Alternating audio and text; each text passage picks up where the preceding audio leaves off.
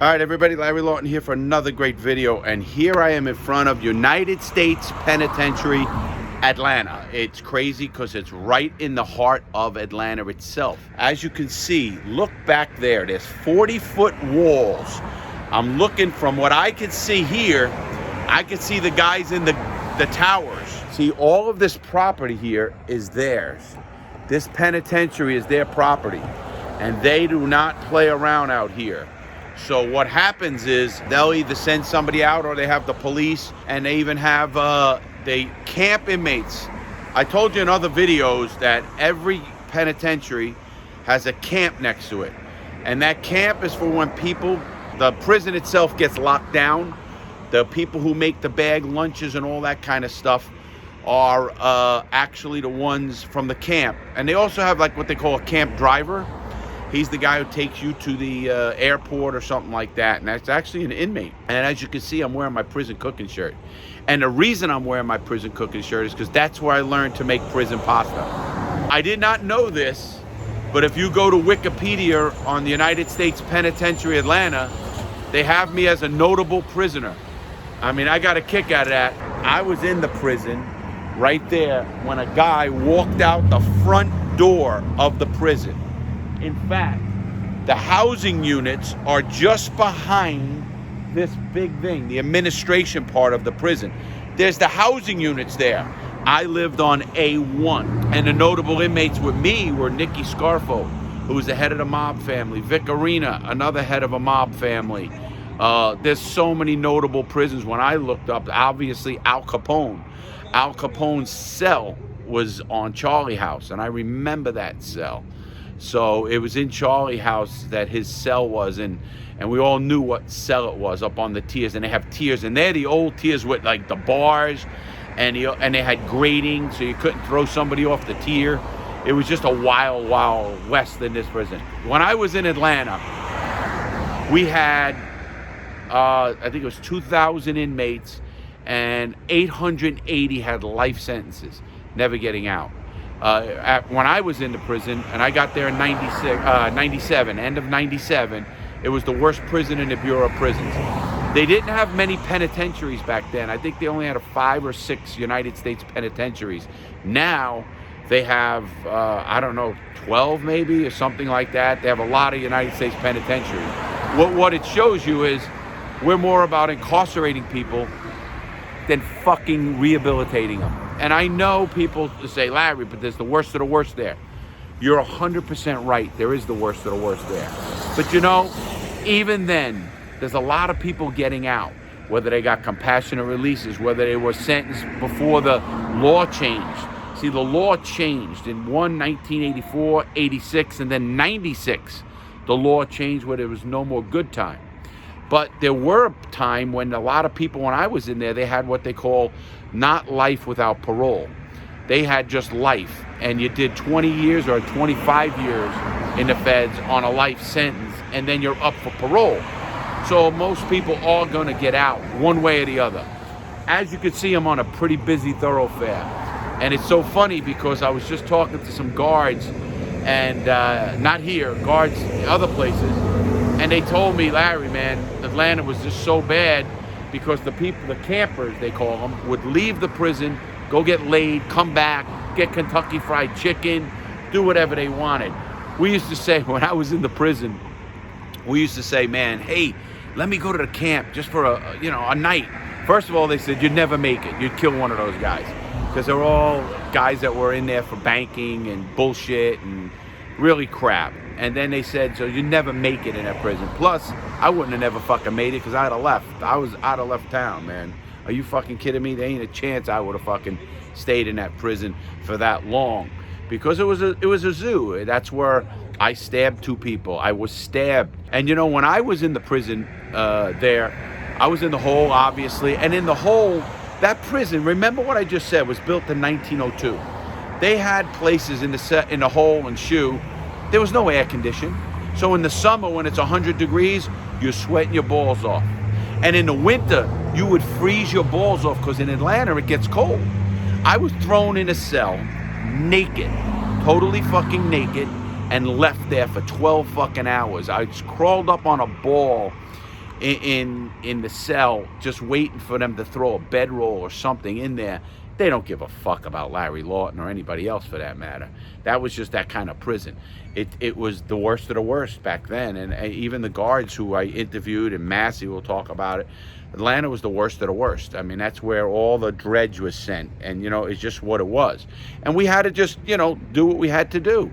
You know, we survived. Like I said, we survived. So you look at that prison and you look all around here, and I get a kick out of it because this whole prison area is right downtown Atlanta. In fact, the zoo is right down the road. I am going to take a ride around the whole entire building and then talk about some guys that I know, like guards there that were real scumbags. We had a guard there, a lieutenant in the head of the shoe, and he was beating people so bad you could look him up. And his name is Cartret. Lieutenant Cartret. He was actually from New York. You think he'd give a fuck that I was from New York? Not even a little bit. They were beat. This is where I watched a guy get his leg fucking snapped. Heard it. Heard the fucking snapping of the guy's leg. And when I looked out the window, he came out on a gurney, and his fucking, it was disgusting because his fucking his leg was like, you know, on a stretcher, and his leg was like this. You know, if your legs are like straight, one leg was off the stretcher, snap. And I heard the bone, the fucking bone snap like a piece of wood. That's right there in USP Atlanta. Now, I heard that they moved it to a medium because of the so many blind spots. There was so many blind spots to kill somebody in Atlanta. We had stairways. So you walk into my unit, A1, and every unit's like this. You walked into A1, you had to go through half of A1 to go upstairs to A2, up the stairs to A3. You had to do that. So when you did that, that was a great spot to stab somebody or do something. And that's what I did. But anyway, the prison had a ton of blind spots. I smashed a guy with a mop wringer. I took a mop wringer and waited for a guy in the gym. And when he came and I heard the toilet, you know, the urinal flush, he came out. I hit him square in the face with a fucking steel mop wringer. Boom, he goes down. Blood is all over the place. I dropped the mop wringer and I left. I went back. Boy, that was something because they were looking for who did that. I never got caught for that. Never got caught for that. So, I mean, this is just the way Atlanta was. And obviously, when we could try to see something, maybe Darian will be able to do it. We're going to go. The tower is right there, right in that tower. And we're going to go around to where the Sally ports are and stuff of that nature. Because what happens in Atlanta is the security guys. Listen, I think about you young people and people who watch my channel, and I say, if you ever think fucking prison is a joke, please think about where I was, because this was my first official prison. Now, I went to Lewisburg first, and in fact, the guard in Lewisburg, when I was getting processed through the whole crazy shit in Lewisburg, the guy looks at me and goes, "Hey, Lawton, who did you piss off? You got 12 years. I go, "Yeah." He goes, "You're going to USP Atlanta." I go, "What do you mean?" He goes, "You're going to USP Atlanta. The worst fucking prison in this." This is a guard telling me this in Lewisburg. So when I got here, it was like, oh fuck, this is gonna be a fucking warrior camp, and sure was. It was what it was. But you know what? We survived. And I always tell people this: prison is not so much about the physical part, because I'm a physical guy and I can handle myself. Although I fucking got my ass kicked, and anybody says they ain't got their ass kicked, never been in a fight, a real fight. But anyway, I'm in that prison and I can handle myself. But what made me survive this place, just like I said in Edgefield, it's this and this. You have to be able to see trouble coming. And I think a lot of that helped that I grew up in New York City. You know, I grew up in a very fast place, a very rough place. So in that regard, I think it helped. What I'm looking at here too, I just want to show you something. You see that? That's the warden's house. The warden actually gets a house, and they live right here on the compound. Now, the warden, when I was here, we had a guy named Willie Scott. They called him a troubleshooting warden because he used to go to prisons and fucking clean house. He had what they call control over he had control over the region, meaning normally in the Bureau of Prisons, if you are a bad inmate or whatever you are and they need to transfer you, they got to put in a request to the region, and then the region approves it. Or if it's if you're high profile, it might be the BOP itself. Well, anyway, this guy comes into the prison, Willie Scott, Warden Willie Scott. And Willie Scott was no fucking joke. Willie Scott, this is the prison. I first get on the yard, and the friends of mine there, they got to know me, and it's quick. I was there a couple of weeks. I knew some people already. I was connected with the mob, so I hooked up with Vic Arena and a couple other guys. And well, I was sitting at a table, and you know, the food is fucking horrible. This is the place where I quit eating meat, because we had 1992 Desert Storm meat in 1997. Well, anyway, they said, go tell the warden, you know, the food sucks and maybe we can do better, maybe something like that. So I'm thinking, okay, I'll go try to help out. You know, the warden, they have all the officials are at what they call chow line, and you can go up to them. So you're up there in front of people. So in this kind of place, you don't go up to people without, you know, people knowing what you're doing. So I go up there, I say, hey, excuse me, warden? And he goes, yeah. He goes, I go, you know, the food really can get better here. We can really have good food and stuff like that. And he goes, oh, really? He goes, hold on. Lieutenant. Calls the lieutenant over. Lock him up. Lock him up, men. Throw him in the hole. Just for saying that, I was thrown in a hole for 3 weeks. And it was really funny because I had a counselor, and I'll never forget his name, Farley. Guy named Farley. So, like I said, I don't forget that. Farley was Warden Scott, but Farley was my counselor. And he was a cool counselor. He used to let us hide the wine in the elevator, in his office. We had wine all over that fucking place. Well, Willie Scott throws me in a hole. So Farley comes down and gets me. He goes, hey, Lawton, you're here for fucking 2 weeks. You're in the fucking hole. What did you fucking do? I go, I told the fucking warden the fucking food sucked and, you know, we can get better. He started laughing, and I'll never forget. He goes, I'll get you out of here. Took him 3 fucking weeks to get me out of that hole. 3 fucking weeks. And like I told you, there's no windows. Some of the windows in the shoe were broke, literally broke. Now, the window's this thick. That's all it is. I mean, wide. That's it. And it's a plain glass, and it's not even where you can see out. You can't see out because it's fogged window. Well, they would be broke. You'd see out, but you can't see anything anyway because there's a 40-foot wall. This prison has 40-foot walls. Look at them down there. We're going to go around. Has 40-foot walls around the whole fucking prison. And they're 20 feet underground, and they're 3 feet thick. I watched people try to escape over that wall, build ladders off a fence, do crazy shit in this place because it was just a nut house fucking place. When you got that many people who have life sentences, you know what's going to happen. It's going to be a fucking zoo. That's just the way it's going to be. Now, let me just see if we can see it a little bit better over there. But let me go around. I'm going to now try to take this camera around and go around the prison and show you the walls and stuff. Hard to see it, you can't, because they have 40-foot walls. But this is another prison that gives me the willies, because I know what they're doing to people, and it really hurts me. It really does. So let me see what I can do now by getting around the prison. And look at this monster. It was built in 1902. That's the front gate right there, and you're looking at it. We are in downtown Atlanta, which is right near the zoo. It's a pretty repressed area, and I did not know you'd have to go through more fences if you got over the wall. I didn't know that. I thought you could just jump the wall and get out, but I guess in certain areas you need to actually climb more fences. But trust me, if you got over that wall, you'd figure a way over this shit. Even though this concertina wire will rip you to shreds. Rip you to shreds. And I am almost positive they have sensors on these fences. Everybody, this is the other side of the prison. My brother and I are driving around the whole prison, and all of this from these fences are all prison property. So you're seeing prison property and 40-foot walls and gun towers around the whole entire facility. That end here, right here, again, that's that building I showed you earlier. That building is the holdover, and I could see the screens. That's where people have wreck in the holdover. And right near that tower, in fact, that tower you're looking at right this second is the center field wall in our prison yard.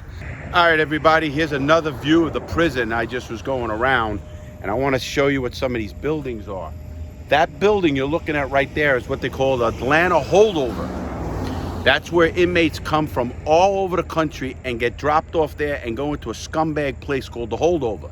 And when they go in that holdover, they get transferred again. Their buses are coming in and out almost every single day. That building right there I'm pointing to, past the wall. See the 40-foot wall right there?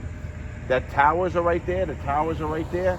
And you go down on the other side of that building is the yard. We used to play handball on that yard, and there were, again, blind spots there, so we'd fight over there as well. You'd get two guys that want to fucking go at it. They'd fucking go at it till one of them's half dead, and they'd leave them there. Now, as you can see the prison, and I'll just give you this kind of view. This is the kind of view of the prison. And that is one freaky place. Look at them, they got signs right here, right on these fences, right here. If you even tried to go across that thing, you'd have somebody up your ass so quick your head would spin. Your head would fucking spin if they'd hit me so quick. And boy, this place they don't play. I remember the beatings and stuff in this place. But that is the major prison, one of the major prisons in the United States. Again, I'm really kind of surprised they made me a notable inmate. And I don't know why. I'm just a fucking jewel thief. Maybe because it's YouTube, but I don't know. And look at those walls. They are intimidating. And you couldn't get over that wall if you tried. People have tried. And those gun towers, they come out and they will shoot on the yard. I was there twice when they shot on the yard. And you get down on your face, because if you don't, they will fucking shoot you. That's what the United States penitentiary system is like. And anybody who thinks American prison system is a joke need to really think about that and look at those walls and look at the shit that goes on in that place. I know that place so well. There are people in there right now, being fucking tortured. There's people in that prison that are being fucking, no showers, no fucking food or rec. Trust me, it's happening right now. I guarantee it's happening. And I'll debate any fucking person in the BOP who wants to come tell me what fucking the prison system's like. Anybody. Look at the fucking thing. Again, behind those buildings is the units. Over here is the holdover. And behind all of that, I actually work what they call the East Yard. Now the East Yard was over that wall right there. That wall that I'm pointing to is the East Yard over that. And it was coming. They had to go through 3 metal detectors. We had to go through 3 metal detectors to get to the yard. 3 fucking metal detectors just to get to the yard. So when we got to the yard, I mean, you know, we still fucking, that's when I tell people about suitcasing. I had a suitcase, a shank. I had a suitcase, whatever I wanted, and I had to do what I had to do to survive. And you all know what suitcasing is on this channel.